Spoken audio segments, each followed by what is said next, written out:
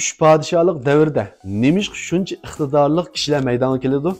Üç padişahlık degan kinoni ko'rishni yaxshi ko'radigan do'stlar, bu filmni to'liq ko'rib o'ting.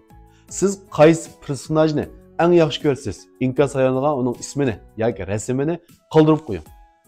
Mushu tarixdan hozirga kelguncha nurg'un kishilarningki og'zi qaraydigan bo'lsaqmi, mushu tarixshunoslarning dalillariga qaraydigan bo'lsaqmi, üç padişahlık devirde palavonlar, iqtidorliqlar, mushavirlar eng ko'p chiqqan devir deb og'ziga tegmay deyishidi. Nimish bunday bo'ladi?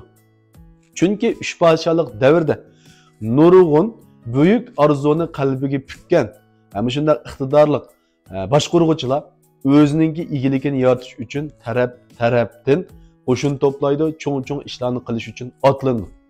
Shuning bilan shu davrdagi nurg'un o'zining iqtidori bor, ham iqtidorni ishiltishni bilolmayotgan, shuningga mos holatdagi o'rin topolmayotgan mushavirlar bo'lsin, palavonlar bo'lsin va yoki sang'un lashkarlar bo'lsin, o'zininki mos holatdagi rolini joriy qildirgan sahn topalaydi, o'rin topalaydi.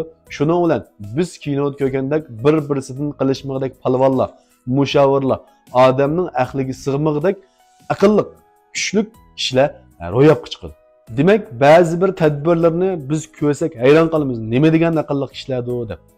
Shuni men deyman, üç padişahlık biz aram vaqtlarimizda ko'rib, huzurlanadigan kino bo'lib qolmasdan, balki üç padişahlıkdagi nurg'un voqeliklar orqali, kishilarning ish tutish usullari, xodim boshqarish usullari orqali bo'lib savdo qiladigan, korxonchilik yo'liga kirgan do'stlar uchun bilim ta'minlaydigan nurg'un taktik usullarni o'rganadigan bir material deb qarayman.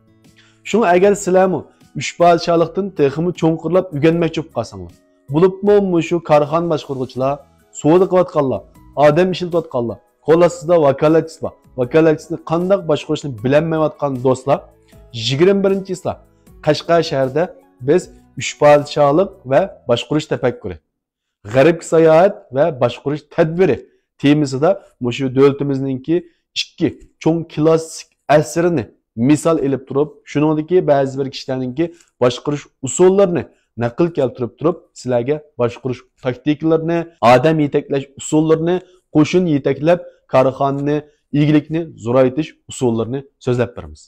Agar mushu naq maydon faoliyatga qatnashyaptim deydigan do'stlar bo'lib qolsanglar, ayrim xonaga uchur qilinglar.